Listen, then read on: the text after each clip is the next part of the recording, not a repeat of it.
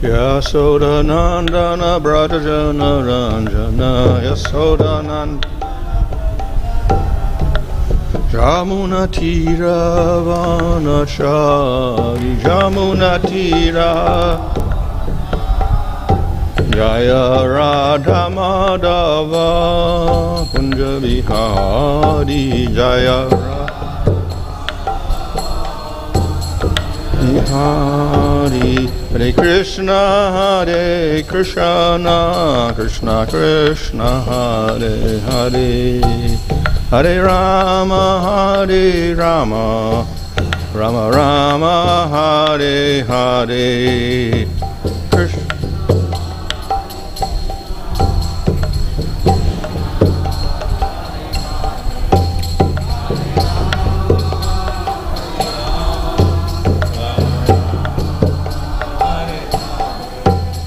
Jaya Prabhupada, Prabhupada, Prabhupada, Jaya Prabhupada, Jaya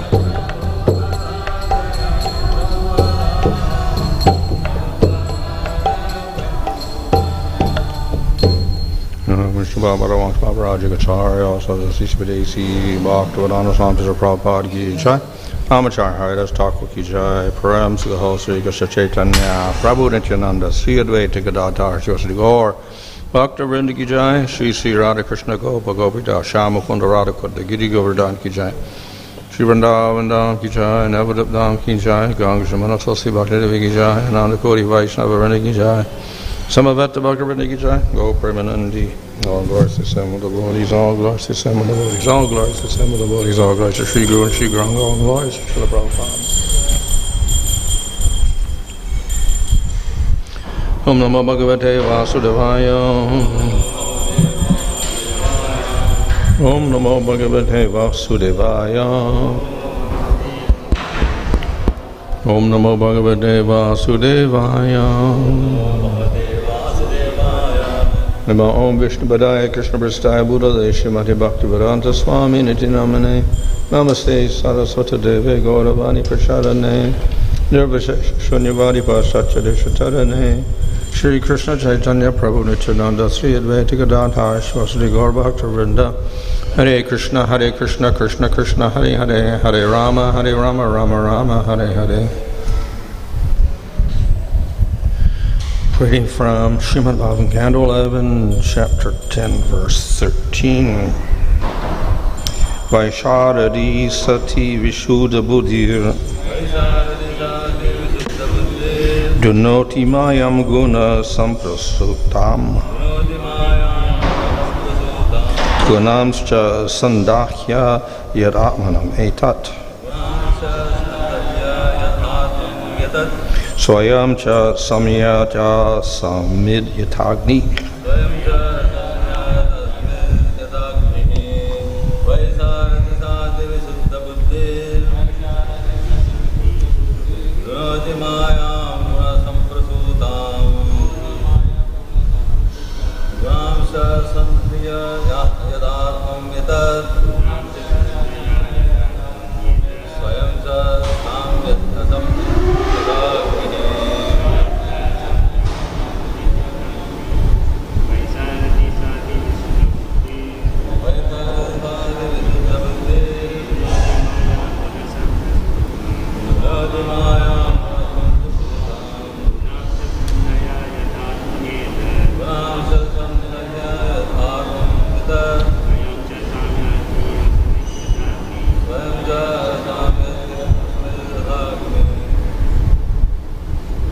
Vaiśāradī, available from the expert.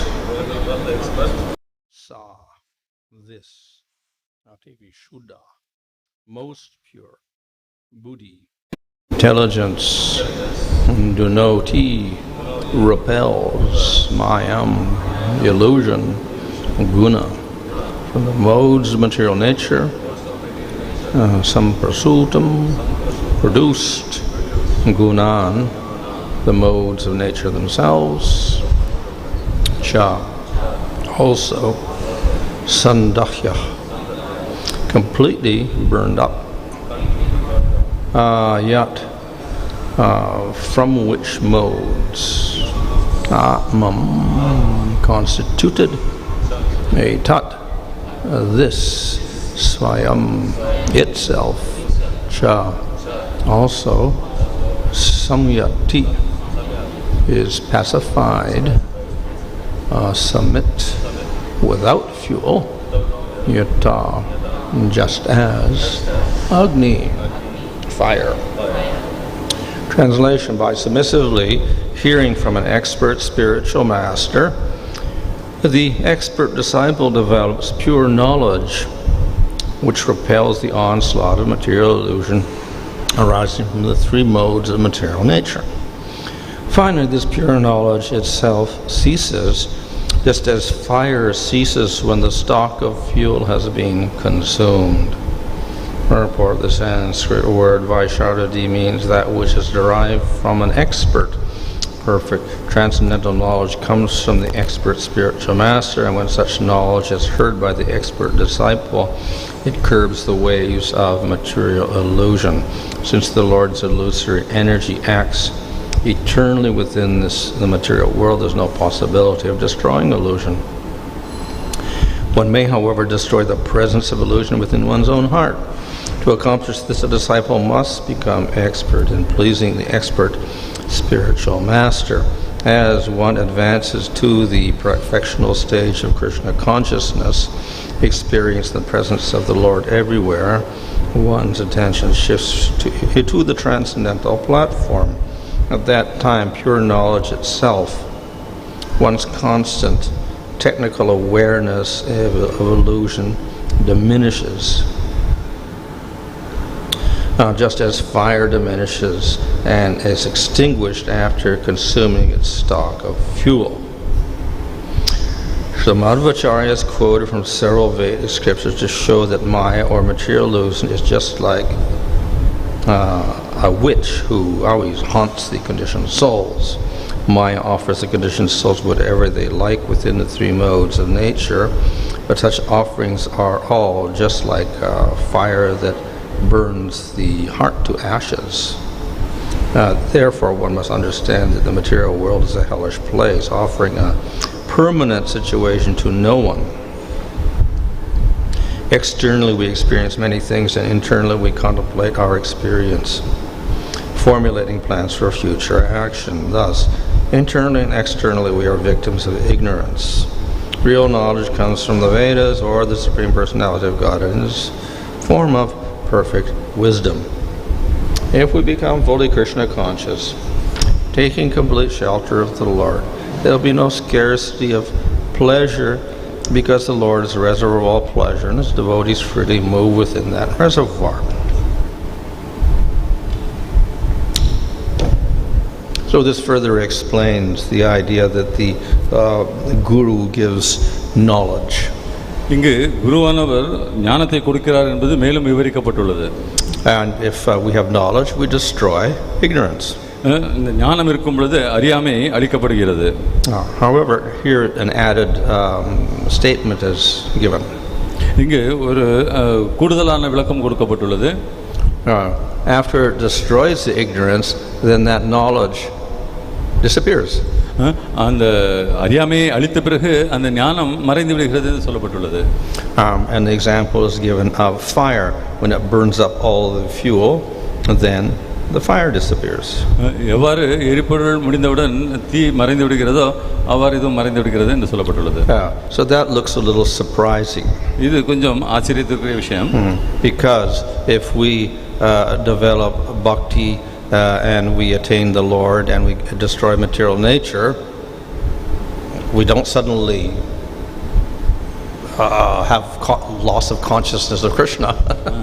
ஏனெனில் நாம் பக்தியை வளர்த்து கொண்டு பகவானிடம் பக்தியை சேவை செய்வது ஜட இயற்கையை அழித்துவிடும் பொழுது நாம் பக்தியை இழந்து விடுவதில்லை.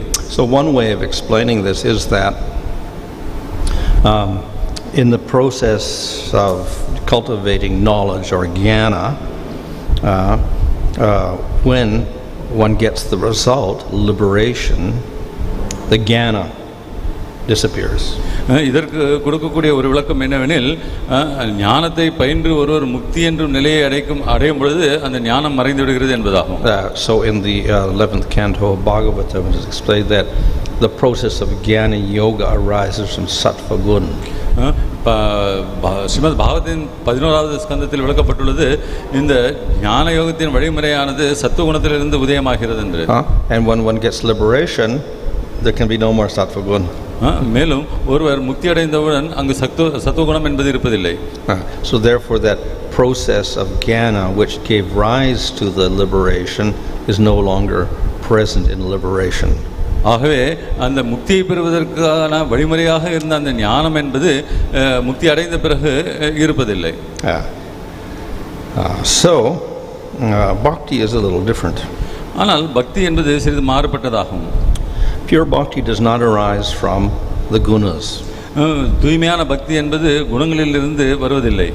It arises from the sarup shakti of the Lord. அது பகவானுடைய சொரூப சக்தியிலிருந்து வெளிப்படுகிறது. So if we do bhakti in this world and we attain prema, how can it get destroyed? Because the sarup shakti of the Lord is eternal. ஆகவே நாம் பக்தி யோகத்தை பயின்று பிரேமை என்ற நிலையை அடையும் பொழுது அந்த பக்தி எவ்வாறு அழிந்து விட முடியும்? ஏனெனில் அது பகவானுடைய நித்தியமான சொரூப சக்தியாச்சு. And one of the main elements in the sarup shakti is samvit. இந்த சொரூப சக்தியின் ஒரு அங்கம் சம்வித் என்பதாகும். So samvit means knowledge. சம்வித் என்றால் ஞானம். So and of course in bhakti itself, in bhava stage, that bhava consists of samvit and hladini. ஆகவே பாவ நிலையில் பக்தியை பயின்று பாவ நிலையை அடையும் பொழுது அது சம்வித் ஹலாதினி என்ற இரண்டு சக்திகளை கொண்டதாக அடங்குகிறது. So therefore knowledge, spiritual knowledge does not disappear. ஆகவே இந்த ஆன்மீக ஞானம் என்பது மறைந்துவிடுவதில்லை. So in jnana it can be said, yes, jnana disappears. ஆனால் ஞான யோகத்தை பயிலும் பொழுது அந்த ஞானம் மறைந்து விடுகிறது என்று சொல்லலாம். In the state of liberation there is no awareness of another object. ஏனெனில் முக்தி அடைந்த நிலையில் மற்றொரு பொருளை பற்றிய உணர்வு என்பது நமக்கு இருப்பதில்லை. There is just consciousness. வெறும் உணர்வு மட்டுமே நிறைந்து நிற்கிறது. So therefore in that sense we don't say we get knowledge of anything. ஆகவே அந்த ஒரு விதத்தில் பார்க்கும் பொழுது நாம் இதை பற்றிய ஞானம் பெறுகிறோம் என்று சொல்ல முடிவதில்லை. And certainly the sattva-gun process of jnana yoga is no longer present in that liberation. நிச்சயமாக முக்தியை அடைவதற்கான வழியாக உபயோகப்படும் ஞானமானது சத்துவகுணமானது முக்தி அடைந்த பிறகு நிலைத்திருப்பதில்லை. So we could say that in bhakti, yes, bhakti and prema fine, but as long as we're in the material world we're doing sadhana bhakti. ஆகவே நாம் சொல்லலாம் பக்தி என்றதை செய்து பிரேமை என்ற நிலையை அடைய முடியும். ஆனால் சாதன பக்தியை செய்யும் வரையில் அது நிலைத்து கொண்டே இருக்கும். பக்தி என்பது நிலைத்தே இருக்கும்.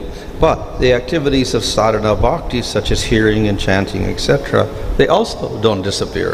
ஆனால் அதே சமயத்தில் சாதன பக்தியின் வழிமுறைகளான கேட்பதும் மனனம் செய்வதும் என்பதும் எப்பொழுதும் அழிவதில்லை. So in the spiritual world those activities that are done in sadhana bhakti are still present. ஆகவே ஆன்மீக உலகத்தில் சாதன பக்தியின் பொழுது நாம் செய்யும் அந்த செயல்பாடுகள் தொடர்ந்து நீடிக்கின்றன. In liberation there is no study of Vedanta. முக்தி அடையும் பொழுது நாம் வேதாந்தங்களை மேலும் படிப்பதில்லை. But in spiritual world people are singing the name of the Lord, they are hearing about the Lord etc. மேலும் ஆனால் ஆன்மீக உலகத்தில் பக்தி என்ற முறையை பழகும் பொழுது பக்தர்கள் பகவானது புகழ் பாடுகிறார்கள், அவரது லீலைகளை பற்றி கேட்கிறார்கள். So the activities we do in sadhana bhakti are also eternal. ஆகவே சாதன பக்தியில் நாம் மேற்கொள்ளும் செயல்பாடுகள் அனைத்தும் நித்தியமானவை. Of course in sadhana bhakti we do have some anarthas. எப்படி இருப்பினும் சாதன பக்தி செய்யும் பொழுது நமக்கு சில அனர்த்தங்கள் இருக்கின்றன. So those anarthas are not eternal, they are dissipated by bhakti itself. ஆனால் இந்த அனர்த்தங்கள் நித்தியமானவை அல்ல, பக்தியை செய்யும் பொழுது அவை அழிந்து விடுகின்றன. So whatever we anarthas we have obstructs our realization of the Lord. நமக்கு இருக்கும் அனர்த்தங்கள் நாம் பகவானை உணர்வதற்கு தடங்களாக நிற்கின்றன. And when we are in prema then there's no more obstructions. நாம் பிரேமை என்ற நிலையை அடையும் பொழுது அங்கு எந்த விதமான தடங்களும் இருப்பதில்லை. So any material process that we may use in bhakti yoga, such as our material senses and our material mind and material logic, certainly those are not present in the spiritual world. ஆகவே நாம் பக்தி யோகம் பயிலும் பொழுது உபயோகிக்கும் பொழுது லௌகிக புலன்கள், லௌகிக உணர்வுகள், லௌகிக தர்க்கங்கள் என்பவை பிரேமை என்ற நிலையில் ஆன்மீகத்தில் இருப்பதில்லை. But we do have a spiritual body, spiritual senses, spiritual intelligence, spiritual logic. ஆனால் அதே சமயத்தில் நமக்கு ஆன்மீகமான உணர்வுகள், ஆன்மீகமான புலன்கள், ஆன்மீகமான தர்க்கங்கள் என்பவை இருக்கின்றன. So therefore the process of bhakti is quite different from the process of jnana. ஆகவே பக்தி யோகம் என்பது ஞான யோகத்திலிருந்து மாறுபட்டதாகும். The process of bhakti is such that the nature of the jiva becomes fully manifest. பக்தி யோகத்தின் வழிமுறை ஆத்மாவினுடைய உண்மையான தன்மையை வெளிப்படுத்துகிறது. So the nature of the jiva is to know things and to experience bliss. ஆகவே இந்த ஆத்மாவினுடைய தன்மை என்னவென்றால் பொருட்களை உணர்வது, மேலும் ஆனந்தத்தை அனுபவிப்பதாகும். And in prema the jiva can directly see and know the Lord and experience bliss in relation to the Lord. பிரேமை என்ற நிலையில் இந்த ஆத்மாவானது நேரடியாக பகவானை பார்க்க முடியும், உணர முடியும், அவருடன் பேரானந்தத்தை அனுபவிக்க முடியும். So certainly everything material ceases in prema, but the activities and the knowledge of the jiva do not cease. ஆனால் ஆகையால் பிரேமை என்ற நிலையில் லௌகிகமான செயல்பாடுகள் அனைத்தும் மறைந்து விடுகின்றன. ஆனால் அதனுடைய தன்மையான பிரேமையும் ஆனந்தமும் நிலைத்திருக்கின்றன. For that reason the devotees condemn that process of jnana. இந்த காரணத்திற்காக தான் பக்தர்கள் ஞானம் என்ற வழிமுறையை கண்டிக்கிறார்கள். In the perfection of jnana there is no jiva doesn't know anything, it doesn't experience anything. ஞானத்தின் பூர்ணத்துவத்தில் ஜீவாத்மானது எதையும் உணர்வதில்லை, எதையும் அறிவதில்லை.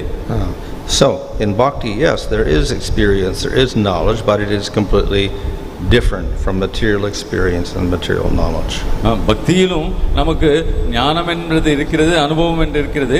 ஆனால் இது லௌகீக ஞானத்திலிருந்தும் அனுபவத்திலிருந்தும் மாறுபட்டதாகும். So therefore this example given here does not really apply to the process of bhakti.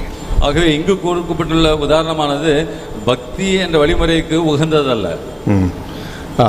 But it applies to jnana. ஆனால் இது ஞான யோகத்திற்கு உகந்ததாகும். Or of course we can take it to a lower stage, even karma. ஆனால் இதையே நாம் கீழ்தளத்திற்கு கூட எடுத்து போகலாம். கர்மயோகத்திற்கும் இது உகந்ததே. In order to go to Svargaloka, we do different activities of karma yoga. கர்மயோகத்தில் சொர்க்கலோகத்திற்கு செல்வதற்காக நாம் பல்வேறு வகையில் செயல்படுகிறோம். When we enjoy the results, we give up all those activities. அந்த பலனை நாம் அனுபவிக்கும் பொழுது இந்த செயல்பாடுகள் அனைத்தையும் விட்டுவிடுகிறோம். So once we achieve the goal, we give up the means. ஆகவே நாம் இலக்கை அடைந்தவுடன் எந்த வழியில் சென்றோமோ அதை விட்டுவிடுகிறோம். So the goal of bhakti is prema. பக்தியினுடைய இலக்கு பிரேமை என்பது. The means is sadhana bhakti. இதனுடைய வழிமுறை சாதன பக்தி. So we can say we give up sadhana bhakti when we attain prema. ஆகவே பிரேமையை அடையும் பொழுது சாதனை பக்தியை விட்டுவிடுகிறோம் என்று நாம் சொல்ல முடியாது. However, the whole process of bhakti is one. எப்படி இருப்பினும் இந்த பக்தியின் வழிமுறை என்பது ஒன்று. The means and the goal are actually non-different. வழிமுறையும் இலக்கும் வித்தியாசப்படுவதில்லை. So we have bhakti as sadhana and bhakti in prema. ஆகவே சாதனை செய்யப்படுவதும் பக்தி இருக்கின்றது, பிரேமை என்ற நிலை அடையும் பொழுதும் பக்தி இருக்கின்றது. So the bhakti is never given up. ஆகவே பக்தி என்பது எப்பொழுதும் கைவிடப்படுவதில்லை. So bhakti simply transforms from sadhana to prema. ஆகவே பக்தி என்பது சாதனை என்ற நிலையிலிருந்து பிரேமை என்ற நிலைக்கு மாறுகிறது. So all we can say is concerning bhakti is, yes, if we attain the fire or we attain the goal, then eventually the means, a sadhana, disappears. ஆகவே நாம் என்ன சொல்லலாம் என்றால் இந்த இலக்கான பிரேமை என்ற நிலையை அடையும் பொழுது இந்த சாதனை என்ற வழிமுறை மறைகிறது. But bhakti doesn't disappear. ஆனால் பக்தி என்பது மறைவதில்லை. So that simply means that bhakti progresses from an imperfect state to a perfect state. That's all it means. இதை வேறு விதமாக சொன்னால் குறைகளுள்ள நிலையிலிருந்து பக்தி என்பது குறைகளற்ற நிலைக்கு விரிவடைகிறது. So there is no real difference between sadhana and sadhya, the goal. ஆகவே இங்கு சாதனை மற்றும் சாத்யா, அதாவது இலக்கிற்கு எந்த விதமான வித்தியாசமும் இல்லை. So of course we can take that with the example of chanting the holy name. இதை நாம் நாமத்தை ஜபம் செய்வது உதாரணமாக எடுத்துக்கொள்ளலாம். So for us the chanting of the name of Krishna is a sadhana. நமக்கு பகவானுடைய நாமங்களை உச்சரிப்பது என்பது சாதனை. It's the yuga dharma. மேலும் இது யுக தர்மமும் ஆகும். So we practice it in order to attain prema. ஆகவே பிரேமையை அடைவதற்காக நாம் இதை பழகுகிறோம். But in prema we are also chanting the name of the Lord. ஆனால் பிரேமை என்ற நிலையை அடைந்த பிறகும் நாம் பகவானது நாமங்களை உச்சரித்துக் கொண்டே இருக்கிறோம். So the name is present in sadhana, the name is present in prema. ஆகவே இந்த புனித நாமம் என்பது சாதனை என்ற நிலையிலும் இருக்கின்றது, பிரேமை என்ற நிலையிலும் திளைத்து நிற்கின்றது. So what is the difference? இதில் வித்தியாசம் என்ன இருக்கிறது? The only difference is that we are chanting with the utmost purity in prema. இதில் வித்தியாசம் என்னவென்றால் பிரேமை என்ற நிலையில் உச்சரிக்கும் பொழுது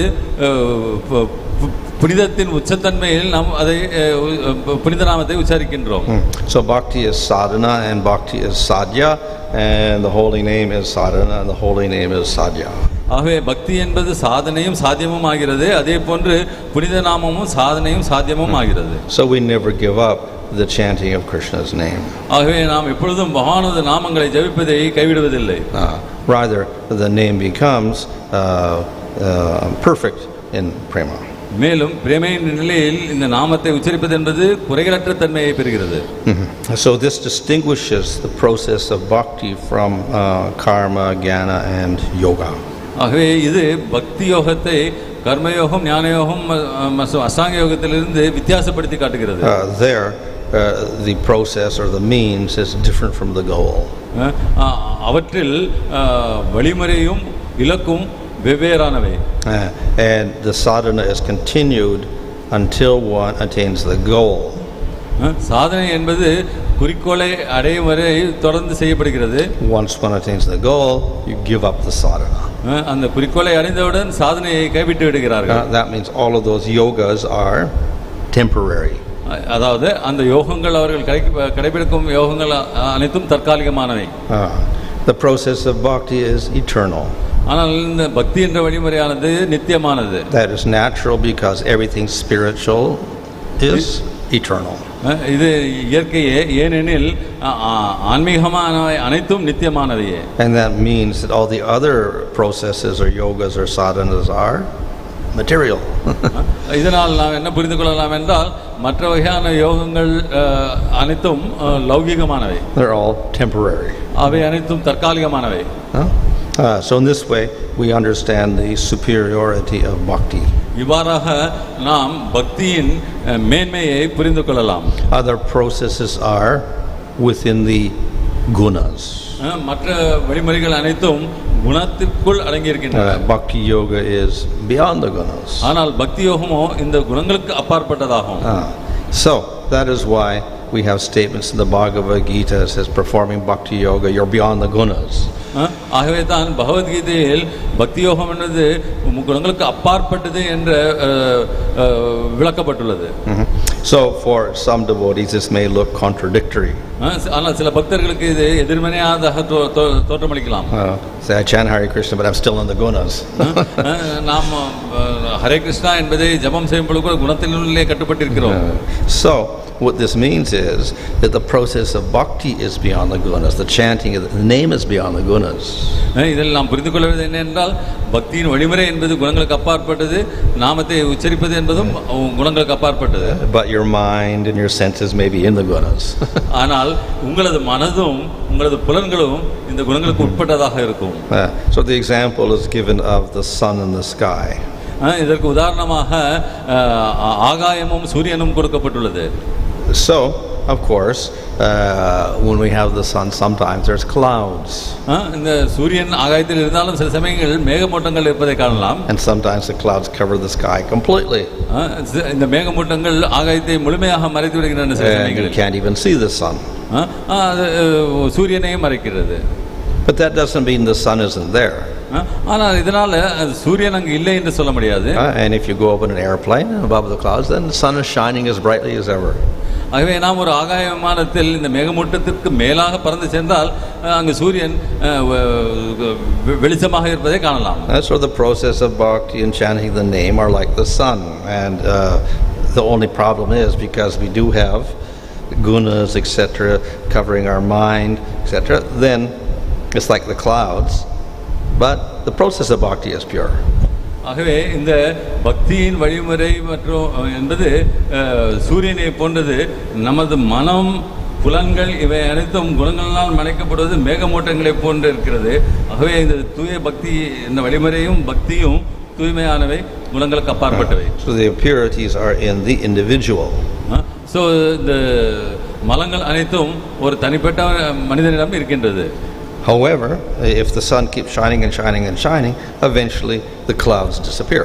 எப்படி இருப்பினும் இந்த சூரியன் தொடர்ச்சியாக ஒளிர்ந்து கொண்டே இருந்தால் மேகங்கள் மறைந்து விடுகின்றன. So if one continues the process of bhakti or chanting, then eventually all the clouds or the anarthas disappear. ஆகவே ஒருவர் தொடர்ந்து நாமத்தை ஜபம் செய்வதை பக்தியை மேற்கொண்டாரானால் இந்த அனர்த்தங்கள் எல்லாம் விலகி விடுகின்றன. So then we understand that the name and the process of bhakti are actually transcendental. ஆகவே இதிலிருந்து நாம் புரிந்து கொள்ளலாம் பகவானுடைய புனித நாமங்கள் மற்றும் ஜபம் செய்யும் முறை என்பது அனைத்தும் முக்குணங்களுக்கு அப்பாற்பட்டவை, ஆன்மீகமானவை. There is one offense to the holy name, to consider that chanting the holy name is one of the karmakanda ritualistic activities for going to svargaloka. ஆகவே இந்த புனித நாமங்களுக்குரிய அபராதங்களில் ஒன்று பகவான நாமங்களை உச்சரிப்பது கர்மகாண்டியங்களில் ஒன்று, சொர்க்கலோகத்தை அடையலாம் என்று நினைப்பது அபராதமாகும். So this means that we consider that chanting the name and the process of bhakti are material. இதற்கு என்ன பொருள் என்றால் பகவானது நாமத்தை உச்சரிப்பதையும் பக்தி வழிமுறையையும் லௌகிகமானவை என்று நாம் நினைக்கிறோம் என்பதே ஆகும். Certainly the processes of karma, jnana and yoga are material. உண்மையாகவே கர்ம ஞான மற்றும் யோகம் அனைத்தும் லௌகிகமானவையே. But as I explained, process of bhakti is not material at all. ஆனால் நான் ஏற்கனவே விளக்கியது போன்று இந்த பக்தி யோகம் என்பது லௌகிகமானதல்ல. So we can never compare it to karma. ஆகவே நாம் இதை எப்பொழுது எந்த ஒரு பொழுதும் கர்மாவுடன் ஒப்பிட்டு பார்க்க முடியாது. It does not arise from the gunas. இது குணங்களிலிருந்து தோன்றுவதில்லை. And it produces something beyond the gunas. மேலும் பக்தியானது குணங்களுக்கு அப்பாற்பட்ட விஷயங்களை தருகின்றது. So it is quite different from the process of karma. ஆகவே இது கர்ம யோகத்திலிருந்து மாறுபட்ட வழிமுறையாகும். One may ask, well, if of course karma yoga only gives you svargaloka, but jnana you get liberation which is beyond the gunas. So how can sattva gun jnana give something beyond the gunas? ஆகவே நாம் கேள்விகள் கேட்கலாம். கர்மயோகத்தின் மூலம் சொர்க்கத்தை அடையலாம், ஞானம் செய்வது என்பது முக்தியை அடையலாம். இந்த முக்தி என்பது அடைவதற்கு சத்துவகுணத்தை நாம் பயன்படுத்த வேண்டியிருக்கு. ஆகவே இது குணங்களுக்கு அப்பாற்பட்டது என்று நாம் எவ்வாறு கருத முடியும்? So our acharyas explain it cannot give liberation. ஆகவே ஆச்சாரியர்கள் சொல்கிறார்கள் இது முக்திக்கு சமமானதல்ல என்று. But the jnani must also do a little bhakti. ஆகவே ஞானி என்பவனும் சிறிதளவு பக்தியை செய்தே ஆக வேண்டும். It's because of the bhakti that the jnani can get liberation. ஆகவே இந்த பக்தியின் காரணமாகத்தான் ஞானி என்பவன் முக்தியை பெறுகிறான். In other words, liberation is dependent on the mercy of the Lord, not on anything material. ஆக வேறு விதமாக சொன்னால் முக்தி என்பது பகவானது கருணையின் மீதே சார்ந்திருக்கிறது, எந்த விதமான ஒரு லௌகிகத்தை சார்ந்திருப்பதில்லை. The Lord is beyond the gunas, so he can bring you beyond the gunas. ஆகவே பகவான் முக்குணங்களுக்கும் அப்பாற்பட்டவர் என்பதனால் முக்குணங்களுக்கு அப்பாற்பட்டதை அவரால் கொடுக்க முடியும். So if the jnani does not do bhakti, he cannot get liberation. ஆகவே ஞானியானவன் பக்தி என்பதை சிறிதளவு கூட செய்யவில்லை என்றால் அவனுக்கு முக்தி என்பது கிடைக்க வாய்ப்பில்லை. Therefore Bhagavatam says that if a jnani who may think he is liberated offends the Lord, he falls. ஆகவே தான் ஸ்ரீமத் பாகவதம் கூறுகிறது, ஞானியாக ஆனவன் தான் முக்தி அடைந்து விட்டோம் என்று நினைத்து கொண்டு பகவானை அவதூறு செய்தானால் அவன் தன் நிலையை இழந்து விடுகிறான். So the jnani who refuses worship of the Lord, then he cannot get liberation. ஆகவே பகவானை வழிபட மறுக்கும் ஞானியானவன் முக்தியை பெற முடியாது. So in this way we see the superiority of the bhakti process. ஆகவே இவ்வாறாக நாம் பக்தி யோகத்தின் என்ற வழிமுறையின் மேன்மையை புரிந்து கொள்ள முடியும். Hare Krishna. Hare Krishna.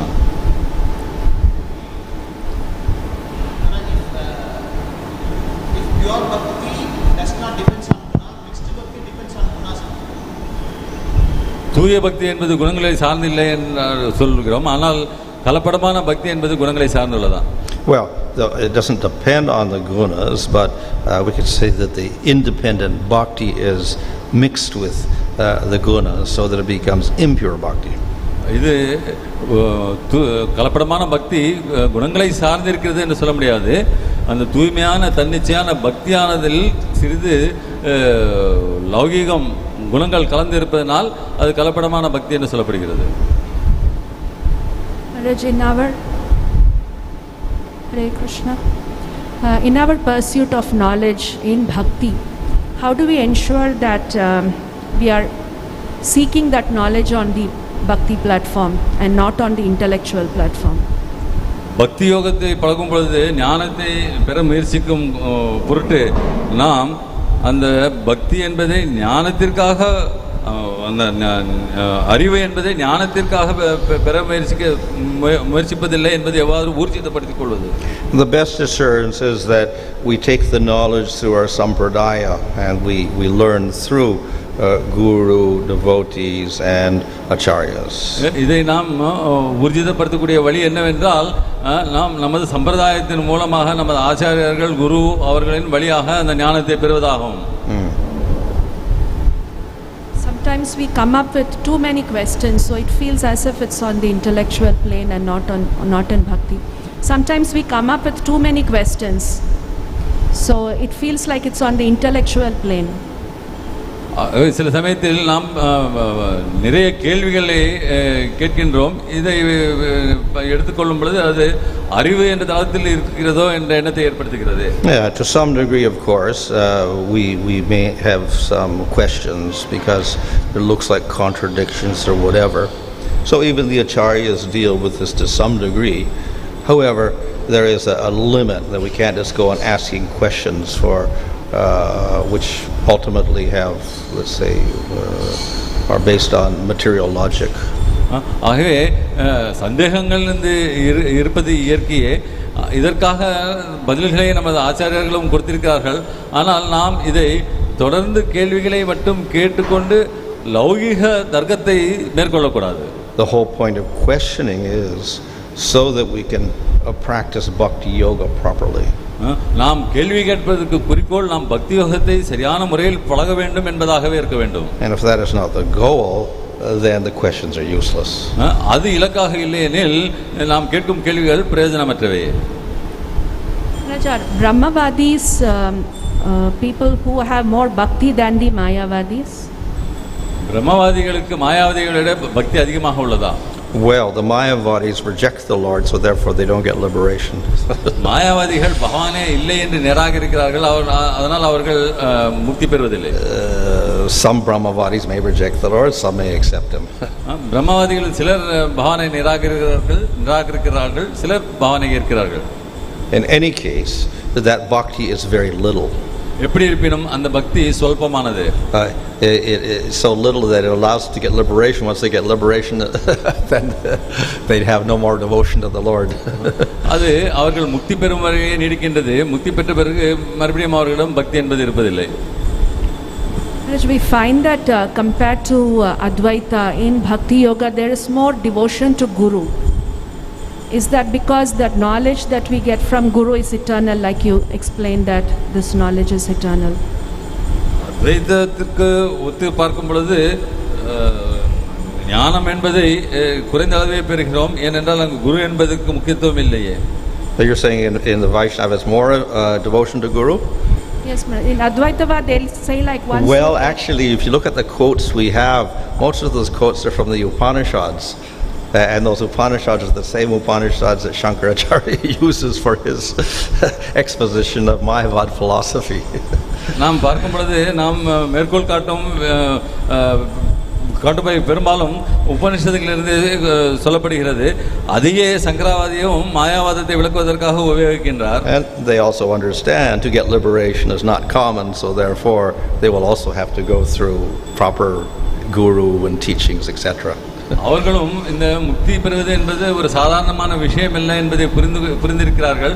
ஆகவே அவர்களும் ஒரு குருவின் வழியாக செல்ல வேண்டும் என்பதை ஏற்றுக்கொள்கிறார்கள். Probably in ISKCON maybe, or maybe in the Gaudiya Sampradaya in general, but more in ISKCON, maybe that devotion to Guru becomes a little extreme. வேண்டுமென்றால் நாம் கூறலாம், கௌடிய சம்பிரதாயத்தில் குறிப்பாக இஸ்கானில் குரு பக்தி என்பது பிரத்யேகமாக விளங்குகிறது. There's one question here online. What is the difference between chanting by a devotee who is in prema level and a devotee chanting in vaidhi or sadhana level? சாதன பக்தி என்ற நிலையில் இருக்கும் பக்தர்கள் ஜபிப்பதற்கும் பிரேமை நிலையில் உள்ள பக்தர்கள் ஜபிப்பதற்கும் வேறுபாடு என்ன? The only difference is the same name. இதில் வித்தியாசம் என்னவென்றால் நாமம் என்பது ஒன்றே. And name is like the sun, so name is the name. It's not different in that sense. நாமம் என்பது சூரியனுக்கு ஒத்தது. சூரியனே. But a person in prema, when he's chanting the name, then that name is non-different from Krishna himself. ஆனால் பிரேமையின் நிலையில் ஒருவர் நாமத்தை உச்சரிக்கும் பொழுது அந்த நாமம் அது கிருஷ்ணரிலிருந்து மாறுபட்டதல்ல. And the person doing sadhana, and then there is a difference. He's not realizing Krishna when he's chanting the name. ஆனால் சாதனை என்ற நிலையில் இருப்பவர் நாமத்தை உச்சரிக்கும் பொழுது அவர் பகவானை உணர்வதில்லை. ஆகவே அது தூய்மையான நிலை என்று சொல்ல முடியாது. And that is because too many clouds. அதற்கு காரணம் என்னவென்றால் பல்வேறு விதமான மேகமூட்டங்கள் மறைப்பது. Question from Rangakrishna Prabhu. When Maharaj mentioned that at the level of prema one chants with utmost purity, should we understand that the purity mentioned here means chanting in pure love of their lordships? குரு மகாராஜ் அவர்கள் கூறும் பொழுது பிரேமையின் நிலையில் ஜபிப்பது என்பது மிகவும் தூய்மையான நிலை என்று சொல்லப்பட்டுள்ளது. ஆக அந்த தூய்மை என்பது பகவானின் நினைப்பில் திளைத்து ஜபம் செய்வது என்பதை புரிந்து கொள்ள முடியுமா? Well, in prema then one has developed a spiritual body, so technically one's chanting is in one's spiritual body with one's spiritual voice. பிரேமை நிலையில் ஒருவருக்கு ஆன்மீக சரீரம் பெற்று விடுகிறார். ஆகவே அவர் ஜபம் செய்வது ஆன்மீக சரீரத்துடன் ஆன்மீக குரலில் ஜபம் செய்கிறார். And the spiritual body only develops because that particular jiva has established a pure relationship of prema with the Lord. அந்த ஒரு ஆத்மாவிற்கு அந்த ஆன்மீக சரீரம் என்று கிடைப்பதே அந்த ஆத்மா பகவானுடன் ஒரு தூய அன்பான உறவை வளர்த்து கொண்டிருப்பதாகும். If there is no relationship with the Lord in prema, there's no use for a spiritual body.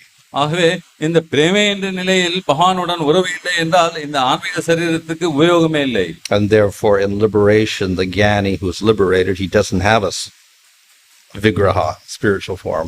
ஆகவே தான் முக்தி பெறும் ஞானி என்பவன் முக்தி பெற்ற நிலையில் ஆன்மீக சரீரம் பெறுவதில்லை. You mentioned pure bhakti doesn't arise from gunas. Question is, when does pure bhakti arise in a devotee? தூய்மையான பக்தி குணங்களிலிருந்து தோன்றுவதில்லை என்று கூறினீர்கள். அந்த தூய்மையான பக்தி எப்பொழுது உதிக்கின்றது? Well, as Rupa Goswami says, we have uttama bhakti or pure bhakti and sadhana, bhava and prema. So it may arise right after faith. ரூப கோஸ்வாமி அவர்கள் சொல்வது போன்று இந்த தூய பக்தி என்பது சாதனை என்ற நிலையிலும் இருக்கலாம், பிரேமை என்ற நிலையிலும் இருக்கலாம். ஆகவே அது எந்த அளவுக்கு தூய்மையோடு சொல்லப்படுகிறது என்பதை பொறுத்து இருக்கிறது. So it is pure because we're following that rule anyābhilāṣita shunyam. அது அந்யாபிலத்த சூன்யம் என்ற விதியை பின்பற்றுவதனால் தூய்மையாக விளங்குகிறது. However, well, you can also say it's not pure like the prema is pure. That's also there. அதே சமயத்தில் அது பிரேமையை போன்ற ஒரு தூய்மையான நிலையில் கூட இல்லை என்று சொல்லுகிறது. But if we don't start practice of pure bhakti and sadhana, then we won't get to prema. ஆனால் அதே சமயத்தில் சாதனை செய்யும் பொழுது நாம் தூய்மையான பக்தியுடன் ஆரம்பிக்கவில்லை என்றால் பிரேமை என்ற நிலையில் தூய்மையை அடைவது கடினம். Maharaj, in this verse it says pure knowledge ceases. So it is not talking about bhakti yoga? Well, as I said, generally, if you have knowledge of Krishna, realization of Krishna, which is pure knowledge, then how can that cease? இந்த பதத்தில் தூய பக்தி மறைந்து விடுகிறது என்று சொல்லப்பட்டுள்ளது. ஆக அந்த ஞானம் என்பது மறைந்து விடுகிறது சொல்றது. ஆகவே இங்கு கிருஷ்ணருடைய பிரேமை என்பது அழிவற்றது. ஆகவே அதை பெற்ற பிறகு அது எவ்வாறு மறைய முடியும்? ग्रंथरा श्री श्रीमद भागवतम की जय. हिज होलिनेस भानु स्वामी महाराज की जय. इस डिवाइन ग्रेस एसी भक्तिवेदांत स्वामी श्रील प्रभुपाद की जय. गौर प्रेमानंदे.